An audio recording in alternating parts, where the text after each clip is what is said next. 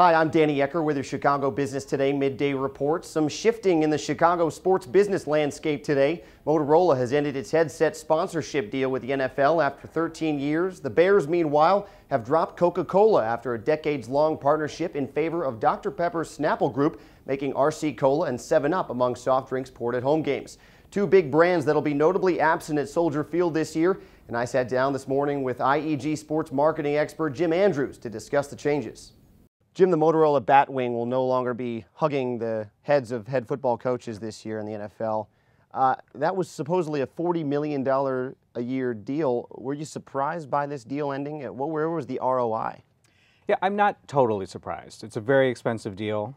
We even heard that they'd offered $50 million to extend it, but the NFL wants even more. So at that price tag, it's an expensive deal for Motorola, as you said, to really get an ROI. It's nice branding to have the headsets, but are they really going to be able to sell more phones because of that?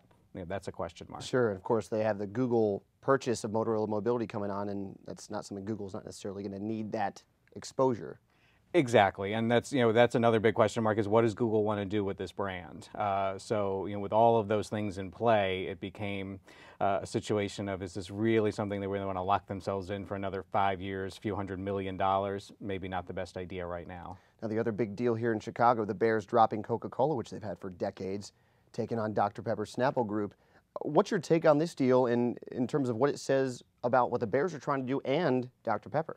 Yeah, I think it's a really interesting deal because you typically only see the two big brands, either Coke or Pepsi, in major stadiums like Soldier Field.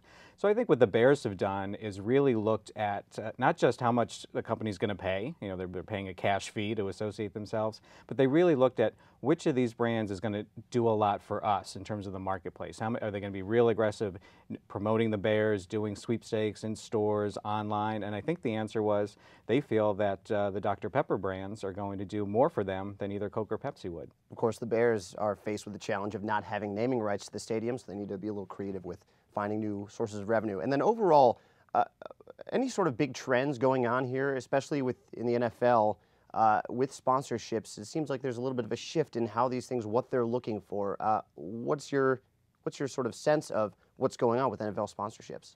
There really is a shift, and I think the Dr. Pepper is an example. It's not just about the signage and even the pouring rights, but it's about what you're doing outside of the stadium.